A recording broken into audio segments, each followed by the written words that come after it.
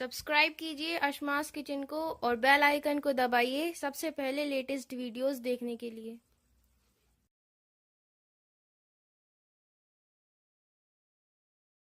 Hi friends, my name is Safak and she is Rosa. Welcome to Ashma's Kitchen. सरसों का साग बनाने के लिए हमने यहाँ 300 ग्राम सरसों के पत्ते लिए और इसे अच्छी तरह धो के काट लिया है। 300 ग्राम हमने मेथी ली है और इसे भी अच्छी तरह धो लिया है। मेथी की जगह आप बथुआ भी ले सकते हैं या मेथी और बथुआ दोनों साथ में भी ले सकते हैं। और 300 ग्राम यहाँ पालक ली है, इसे भी अच्छी तरह धो लिया है। 2 टेबल स्पून हमने यहाँ मक्के का आटा लिया है। 2 मीडियम साइज की प्याज को काट लिया है। आधा टीस्पून हल्दी पाउडर, 1 इंच अदरक का टुकड़ा और इसे हमने लंबे पीसों में काट लिया है। 1 टीस्पून कुटी हुई लाल मिर्च, 8 से 10 हरी मिर्च और 1 टीस्पून जीरा और 2 मीडियम साइज के टमाटर। इसे आप चाहे तो काट के भी बघार में डाल सकते हैं या फिर इसकी पेस्ट बनाकर भी आप इसे यूज कर सकते हैं। और 8 से 10 लहसुन की कलियों को हमने बारीक काट लिया है। नमक स्वाद के अनुसार और 1 बड़ा चम्मच घी लेंगे। तो प्रेशर कुकर में हम ये सरसों के पत्ते डाल देंगे।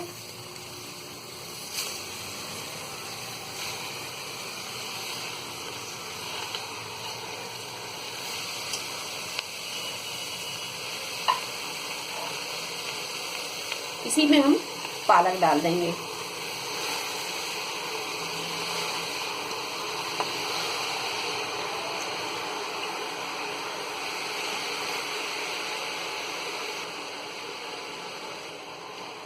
और इसी में हम ये मेथी डाल देंगे।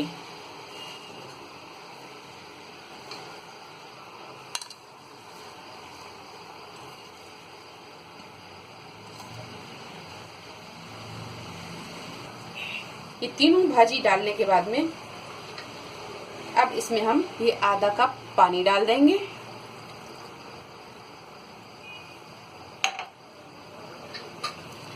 ये जो अदरक काटा था ये अदरक को डाल देंगे।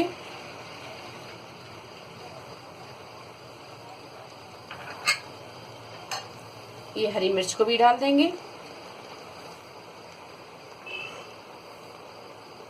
और थोड़ी देर हम इसे ऐसा ही खुला पकने देंगे। फिर इसके बाद में हम ढक्कन लगाएंगे। तो भाजी को थोड़ी देर पकने के बाद में ये देखिए भाजी थोड़ी बैठ गई है। अब यहाँ पर हम इसका ढक्कन लगा देंगे और 7 से 8 सीटी आने तक हम इसे पकाएंगे। इसके बाद हम गैस को बंद कर देंगे। तो 8 सीटी आने के बाद में हमने यहाँ गैस को बंद कर दिया था। अब इसे हम खोल के देखेंगे तो ये सारी भाजियां अच्छी तरह गल चुकी हैं। अब इसे हम थोड़ा सा ठंडा करके फिर इसे हम पीस लेंगे और ये जो पानी है ये पानी भी डालकर हम इसमें पीस लेंगे। इसका पानी हम हटाएंगे नहीं। तो सबसे पहले हम ये मक्के के आटे को थोड़ा सा भून लेंगे।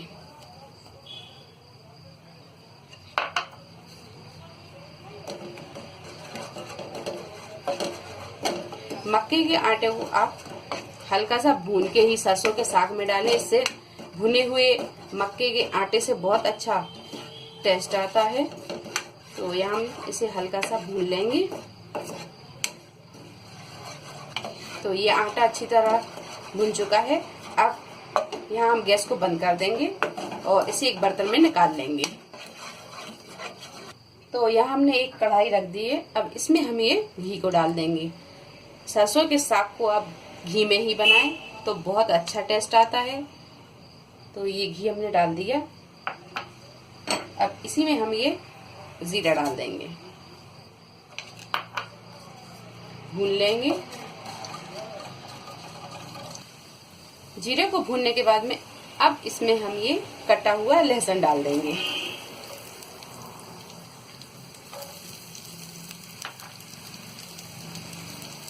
लहसुन को भी हम हल्का गुलाबी होने तक भूनेंगे।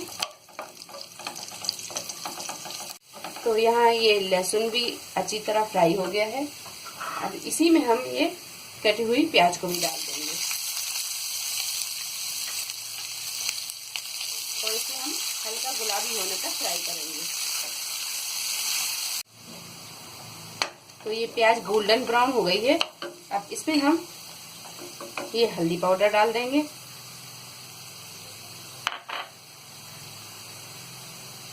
इसी में ये लाल मिर्च,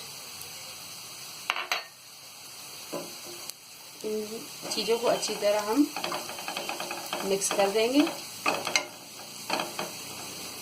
ये जो हमने 2 टमाटर लिए थे, इसका पेस्ट बना लिया है पीस कर। अब ये टमाटरों का पेस्ट हम इसमें डाल देंगे।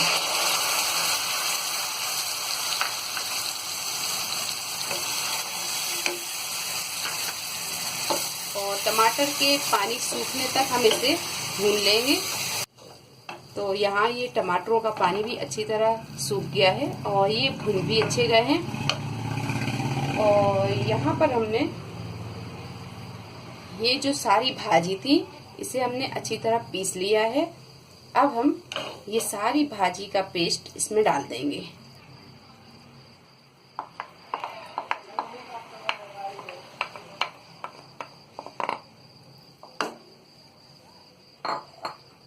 नमक डाल देंगे, नमक अपने स्वाद के हिसाब से ही डालेंगे। गैस को यहाँ हम थोड़ा सा तेज करेंगे और इसे अच्छी तरह हम मिक्स कर देंगे। तो थोड़ी देर भूनने के बाद में अब इसमें हम ये भुना हुआ मक्के का आटा डाल देंगे। तो यहाँ हम ये 2 चम्मच हमने यहाँ आटा डाल दिया है। अब इसे हम अच्छी तरह मिक्स कर देंगे। मक्के के आटे से सरसों के साग में बहुत अच्छा टेस्ट आ जाता है और थोड़ी सी इसमें थिकनेस भी आ जाती है। तो ये मक्के के आटे को मिक्स करने के बाद में अब हम इसे ढक कर अब यहाँ हम इसे ढक देंगे और ढक कर इसे हम 5 से 7 मिनट और पकने देंगे। गैस को यहाँ हम मद्दा कर देंगे और थोड़ी थोड़ी देर में हम इसे चलाते भी रहेंगे ताकि ये सरसों का साग चिपके ना। 5-7 मिनट मध्य आंच करके हमने इसे अच्छी तरह ढक के पका लिया है और बीच बीच में हम इसे चलाते भी रहे हैं। अब यहाँ पर ये सरसों का साग तैयार हो गया है। अब गैस को हम बंद कर देंगे और इसे एक डिश में हम निकाल लेंगे।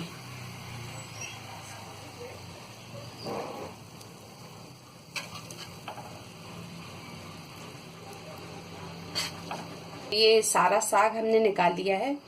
अब इस पर हम ये घी डाल देंगे। घी की जगह आप बटर या मक्खन कुछ भी डाल सकते हैं।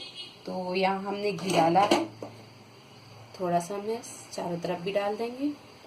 तो बहुत ही मज़ेदार ये सरसों का साग तैयार हो गया है।